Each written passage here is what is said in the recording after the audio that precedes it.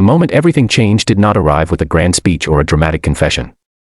It arrived quietly, wrapped in the innocence of a child's eyes and a single, unexpected sentence that hung in the air like a fragile prayer.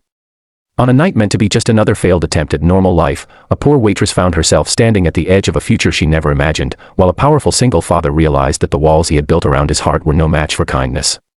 What began as an awkward blind date would become a story of healing, belonging, and a family formed not by blood, but by choice. Before the story continues, if you believe in kindness, second chances, and the quiet miracles that can change lives, please take a moment to like this video, share it with someone who needs hope, comment your thoughts, and subscribe to the channel Single Dad Diaries.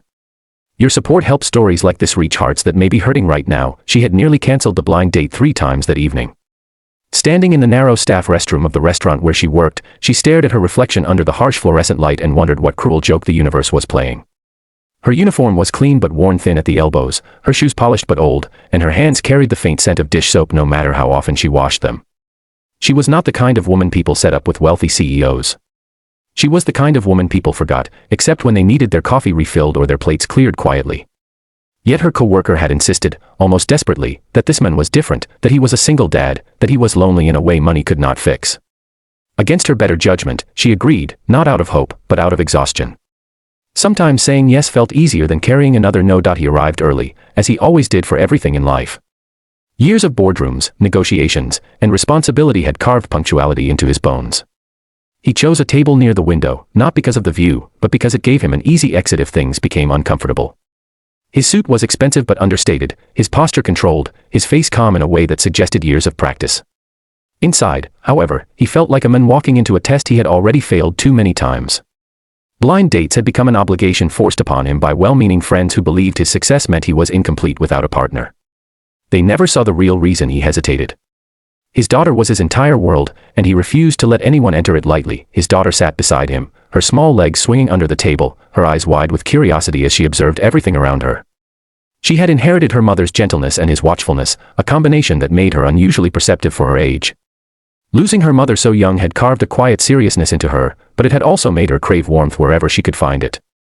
Tonight, she sensed her father's tension and rested closer to him, as if anchoring him to the present. When the waitress approached their table, neither of them recognized her as the woman from the blind date.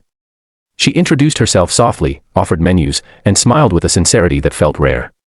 She did not rush them, did not perform friendliness for tips, but treated them like people instead of transactions.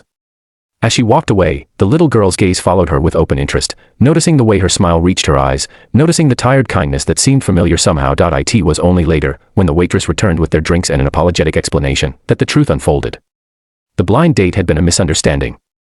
She had not realized she was the person he was waiting for, and he had assumed she was simply doing her job. For a brief moment, embarrassment threatened to end the evening before it began.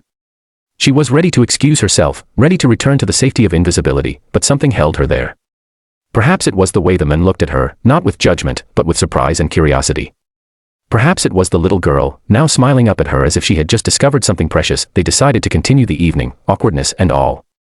She served other tables while stopping by when she could, and he listened as she spoke about her life in fragments between responsibilities. She spoke of long shifts, of dreams postponed rather than abandoned, of learning to find dignity in survival. He spoke less, but when he did, his words carried the weight of someone who had lost much and protected what remained with fierce devotion. The restaurant hummed around them, but a quiet bubble formed at their table, one made of shared vulnerability. The little girl watched everything with intense focus. She noticed how the waitress knelt slightly to be at her eye level, how she spoke to her not as a burden, but as a person whose thoughts mattered. She noticed how her father's shoulders slowly relaxed, how his guarded expression softened when the waitress laughed softly at something small.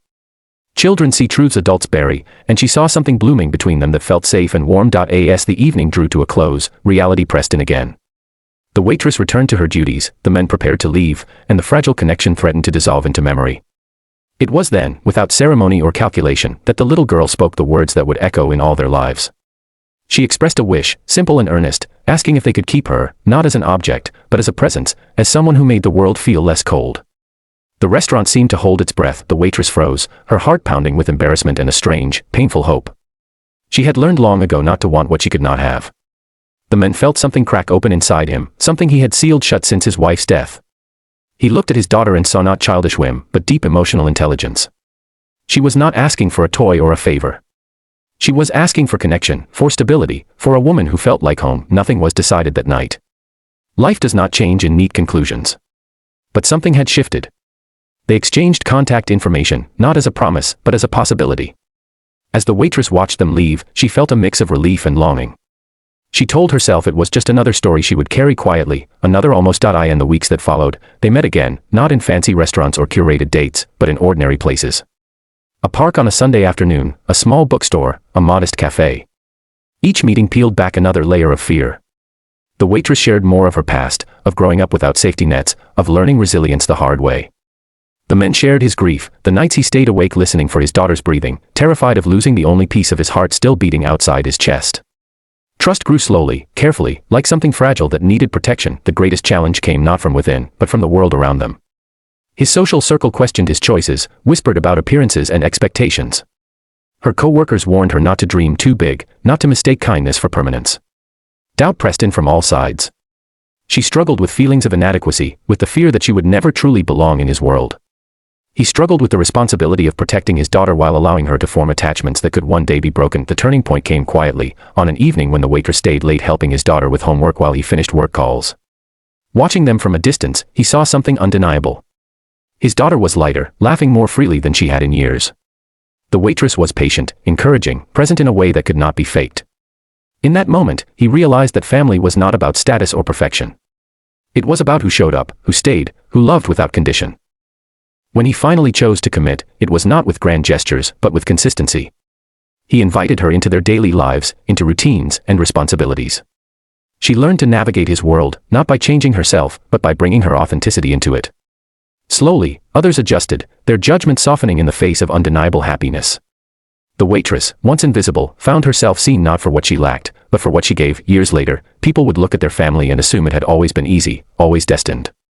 They would not see the fear, the doubt, the courage it took to say yes when saying no felt safer.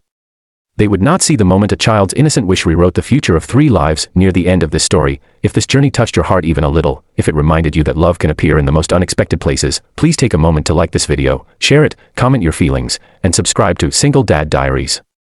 Your engagement helps keep these stories alive and reaching others who need hope. As the years passed, the waitress no longer defined herself by what she once was, but by who she had become. The single dad learned that strength did not mean standing alone. And the little girl grew up knowing that family is something you build with love, not something you wait for. Their story was never about wealth or rescue. It was about choosing kindness, even when it was inconvenient, and trusting that sometimes, the bravest thing you can do is let someone stay. Before this story ends, we have a special request for you. Please comment below one line about what kindness or second chances mean to you. Your words may inspire someone else who is silently hoping for their own miracle.